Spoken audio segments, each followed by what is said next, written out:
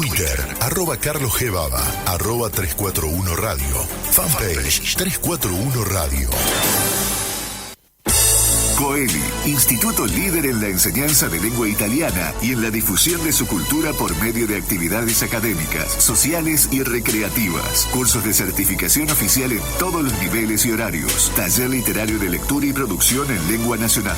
Coeli, Maipú 778, segundo piso 11, 0341-470-6802. Coeli, @fibertel.com.ar. ¿Cómo va? Bien, muy bien. Tratando de seguir, digamos, un poquito con lo que ocurrió realmente. Hoy comienza la semana de mayo. Hoy comienza. Claro, hoy comienza la semana de mayo con, retomando el tema que habíamos dicho, que habíamos un poco... Los días de mayo. Los días de mayo, un poco lo que había ocurrido, y para no tratar de ser demasiado engorroso, pero saber poder retomar, o sea... prácticamente España había quedado acéfala, con un rey que no aceptaban las cortes, que no aceptaba el pueblo, que era el hermano de Napoleón, sí. Pepe Botella, o sea, José Napoleón. Eso justamente, bueno, va a generar el consejo de regencia, que también va a caer en manos de los franceses, y esa noticia justamente llega entre un 13 y un 14 de mayo, primero a Montevideo y de Montevideo a Buenos Aires.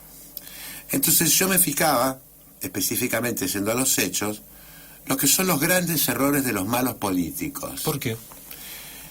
Porque ante el hecho inminente de la caída de la Junta de Regencia de Sevilla, significaba ya porque había habido un consejo que había representado al rey, cae el consejo, se hace una Junta de Regencia, cae la Junta de Regencia, ya no queda ningún Borbón en España. Esto es lo que trae la fragata inglesa Middleton a Buenos Aires, y cae en manos del virrey. Políticamente, él hace un bando para comunicar a la población, que yo traje aquí algunos tramos del bando de él, para ver lo que son los grandes errores políticos. Lo que él trataba de evitar, que era una sublevación del pueblo de Buenos Aires, que estaba esperando algo para decir, bueno, ni Argentina ni no Argentina, no existía Argentina, el puerto es nuestro. Y todo lo que se importe por acá quedará en Buenos Aires. Cuando vos decís el puerto es nuestro. El puerto de Buenos Aires. El puerto de Buenos Aires era... ¿Pero quién lo dice? Los querían los burgueses porteños. Bien. ¿A quiénes respondían? Los burgueses porteños, como todos los burgueses, respondían a sus bolsillos. Como te decía yo el otro día... En este caso sin bandera. Inglaterra, España... Es decir, desde algún punto de vista muy crítico, ¿no? Y muy duro, hay muchos historiadores con los que acuerdo llaman a la Revolución de Mayo la tercera invasión inglesa, ¿no?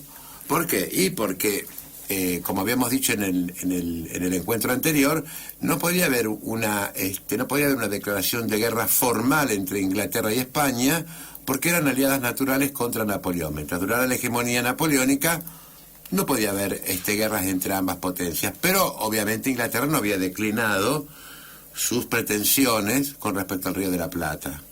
Entonces, ¿qué hace? Se movilizan a determinadas capas sociales para decir, bueno, a ver, a partir de ustedes vamos a tratar de iniciar un cierto movimiento liberador con respecto a España, y van a volver a readquirir, sobre todo, la hegemonía del puerto de Buenos Aires. No estaban entre estas personas que van a conformar la primera junta, ni Castelli, ni Moreno, ni Paso, ni Castelli, ni Moreno, ni Paso, ni Belgrano. Estos cuatro serían la izquierda que se conformaba en ese momento, ¿no es cierto? Pero bueno, volvamos al tema que nos trae hoy, que es el día en que llega esta noticia a Buenos Aires de la caída de la Junta del Consejo de Regencia. Publica Cisneros, fíjense. Dice: a los leales y generosos pueblos del virreinato de Buenos Aires, ¿no es cierto? Dice, el virrey advertía que en el desgraciado caso de una total pérdida de la península y falta del supremo gobierno, él asumiría el poder acompañado por otras autoridades de la capital y todo el virreinato, y se pondría de acuerdo con los otros virreyes de América para crear una regencia americana con representación de Fernando. Cisnero aclaraba que no quería el mando, sino la gloria de luchar en defensa del monarca contra toda dominación extraña, y finalmente prevenía al pueblo sobre los genios inquietantes y malignos que procuran crear otras divisiones. Lejos de la independencia. Lejos de la independencia, está bien, Cisnero era el virrey, pero aparte, alertar de esa forma al pueblo. Sí. O sea, decirle, señores, acá ha caducado todo poder en España, por lo tanto, ustedes confíen en mí, que no lo conocía nadie, tiene un año como virrey, y yo voy a asumir este gobierno nuevo, una cosa que desde el punto de vista hasta político podría haberlo pasado por alto y resuelto él. No lo pudo resolver y lo publicó de esta forma. Ahora te cuento, y te digo, y vos lo sabes más que yo, hay ejemplos donde en el mundo, en algunos países, que ha ocurrido y le han creído a este regente y ha funcionado un tiempo hasta que, bueno, luego lo han desplazado. Claro, pero por ejemplo, un regente con mayor ascendencia en el pueblo, no un virrey, no un virrey que había venido de España, nombrado primero por el Consejo de Regencia, ni siquiera estaba nombrado por el rey, había venido de España a suplantar en gran parte a un gran virrey realmente amado y elegido por el pueblo, que había sido Liniers. Ahora hay que ponerse en mente y en contexto en esa época y bueno, lo que pasaba, lo centralizado que estaba el país en Buenos Aires, el vínculo que tenía en este caso con algunas familias y sin duda que tenía algún tipo de impulso o algo lo motivó para escribir. Sí, yo creo que el pánico. ¿De cuántos habitantes hablamos? Aproximadamente. Y hablaríamos de 30.000 habitantes. 30.000 habitantes en Buenos Aires. Y incluyendo los pagos y una serie de cosas. Pero yo creo que lo dominó el pánico, el saber que quien lo había nombrado había dejado de existir. Y realmente él pega el grito, como hablando en criollo, ¿no es cierto?, porque no sabe qué hacer. No sabe qué hacer. O sea, otro rey, otro virrey, otro político, ordena todo lo que va a hacer, y una vez que está hecho, una vez que dice, bueno, yo hablo con los militares, hablo con los burgueses, hablo con esto, organizamos así, y largo la noticia. No que desde el pánico, la noticia me llega el día 13 y el 14, yo salgo con un bando diciendo, ustedes saben, yo ya no represento a nadie. Bueno, pero alguien le respondió, alguien estuvo a favor y acompañando esa postura. Sí, muy poco, los españoles, pero no los criollos. Si los criollos lo que querían era que los españoles se fueran realmente y que le dejaran la hegemonía del puerto de Buenos Aires. Era todo lo que los motivaba. Las fuerzas militares respondían a los españoles, en su mayoría. Las que había en Buenos Aires. Con cierta tibieza. Con cierta tibieza. ¿Por qué? Vos fíjate que nosotros tenemos en la Junta, tenemos a Cornelio Saavedra y a Ascuénaga. Sí. ¿No es cierto? Bien. Ellos respondían a España con cierta tibieza. ¿Por qué?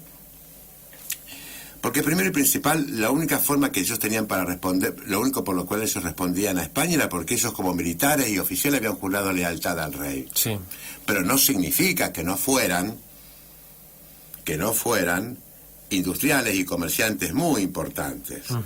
Los dos, sea Saavedra como Ascuénaga, ¿no es cierto? Sobre todo Ascuénaga también con la cuestión de las armas, etcétera, etcétera. Entonces, a ellos también les convenía y veían perfectamente la necesidad, digamos, o la ocasión de poder utilizar ese puerto en favor de ellos, pero tampoco se podían poner totalmente en contra del rey. ¿Qué era el resto de la Junta?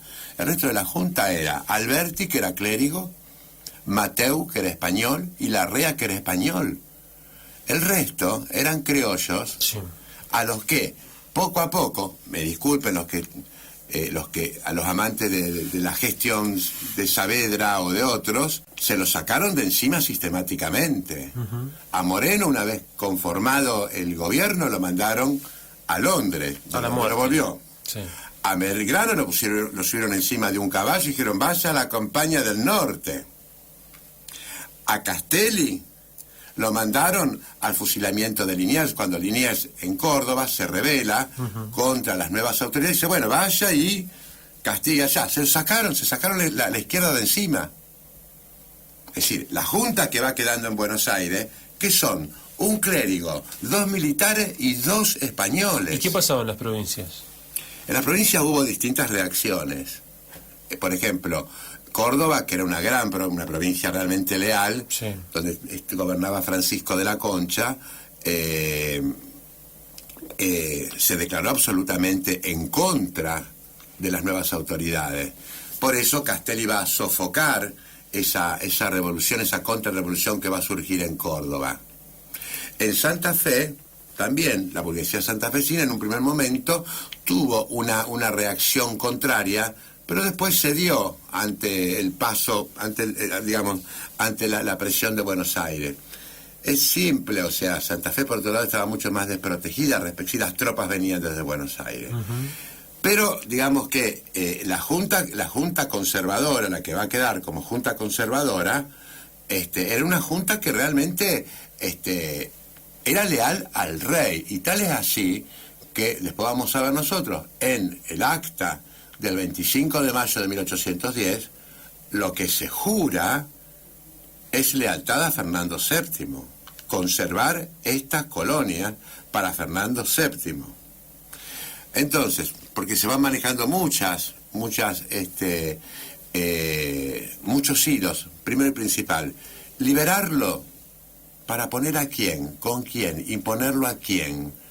No había nadie, o sea, no había alguien que dijera, bueno, acá va a tomar las riendas esta persona, no. No liberarlo, o sea, no ser tan secesionistas, ¿qué significaba? Y volver nosotros a aceptar las leyes españolas, y volver nosotros a aceptar la hegemonía de España sobre el puerto de Buenos Aires. Y esa plata, ese tesoro del puerto de Buenos Aires, ¿a dónde iba? Si ya no había un rey español, había un rey francés al que ellos no querían responder. Lo que va dominando aquí es una gran puja entre dos salas específicas en el seno de la Junta y el virrey Cisnero. El virrey Cisnero que, vamos a ver, entre el día 23 y 24 lo convocan, primero el Cabildo Abierto del 22 va a decir que una junta va a asumir provisoriamente el gobierno de la ciudad de Buenos Aires, ¿no es cierto? Y del Virreinato Rey de la Plata. Y después la gran manganeta argentina, o sea, el gran chiste argentino, bien, esa junta iba a estar presidida por Cisneros, lo que significaba una risa, o sea, Belgrano se enfurece y Castelli también ante la noticia de que el presidente de la junta iba a ser Cisneros, como si Cisneros era el virrey de puesto. Entonces, para evitar todo ese tipo de contubernios con el poder español también, se crea esta junta. Pero se crea esta junta muy bien pensada. Los militares, el clero, los españoles y los criollos cultos.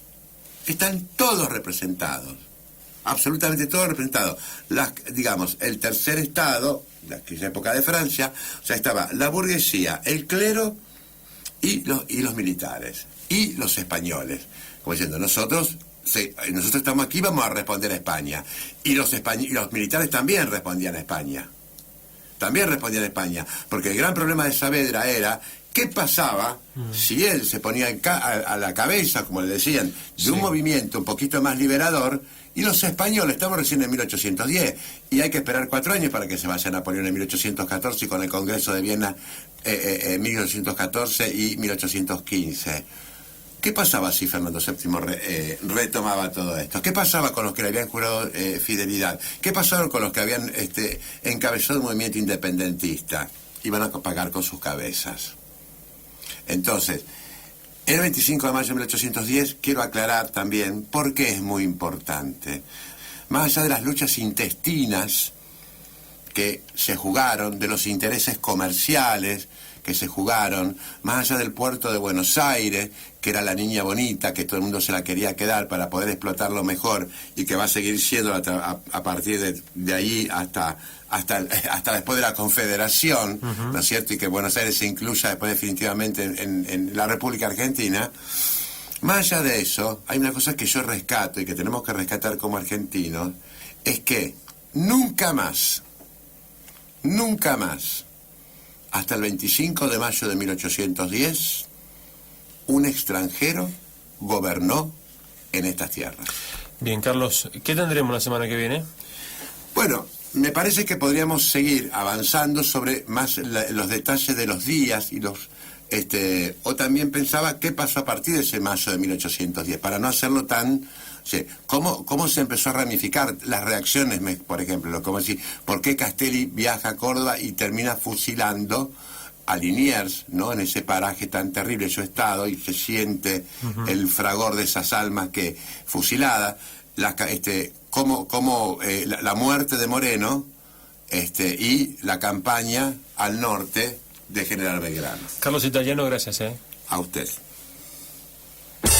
Coeli, instituto líder en la enseñanza de lengua italiana y en la difusión de su cultura por medio de actividades académicas, sociales y recreativas. Cursos de certificación oficial en todos los niveles y horarios. Taller literario de lectura y producción en lengua nacional. Coeli, Maipú 778, segundo piso 11, 0341-470-6802. Coeli, @fibertel.com.ar. Twitter, @CarlosG Baba, @341 Radio. Fanpage 341 Radio.